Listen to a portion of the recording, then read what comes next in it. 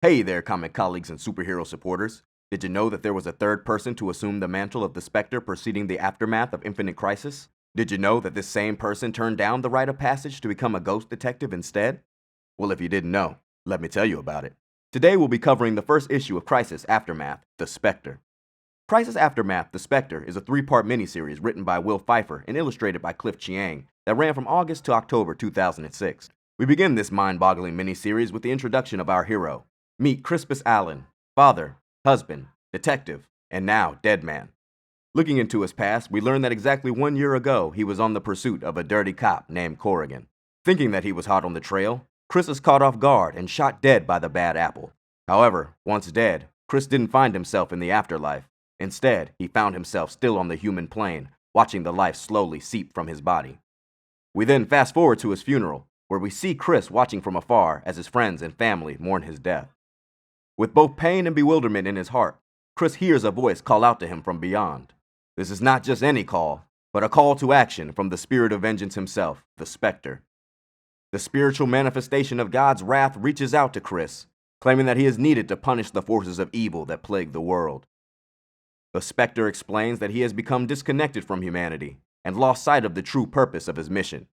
Chris must merge with the Spectre to become an instrument of divine justice, making him whole once again.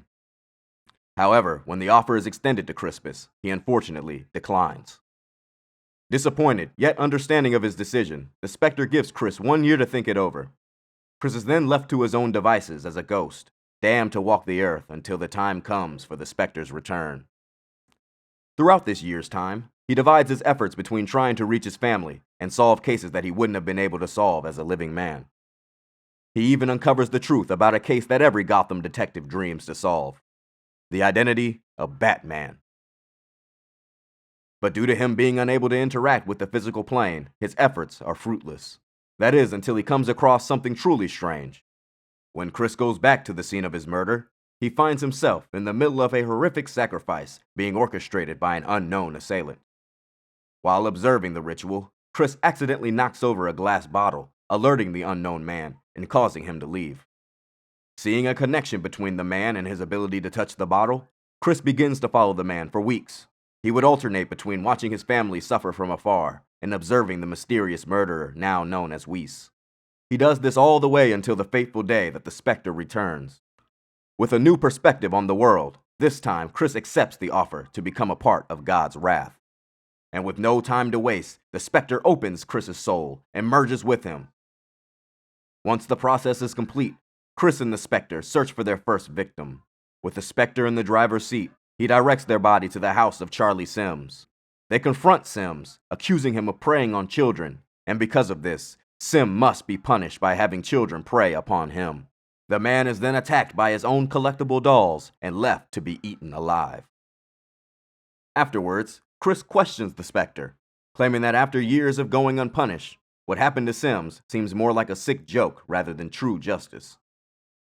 The Spectre responds by switching the blame to Chris. He claims that due to Chris's selfish action of denying the mantle of the Spectre, he allowed Charlie Sims to go unpunished for the entire year that he was a ghost. Understanding the trouble that he's caused, Chris realizes that he has more to learn and much more to do as the Spectre. Well, there you have it. We're introduced to the life and times of Crispus Allen, and Crispus Allen is introduced to his new life as the Spectre. This miniseries has become one of my favorites fairly quickly. I won't spoil the rest of the story, but just know it gets even better from here. If you enjoyed the first issue, make sure you come back next week where I'll be covering the continuation of this story in issue 2. If you enjoyed this video, make sure to give it a like and a comment.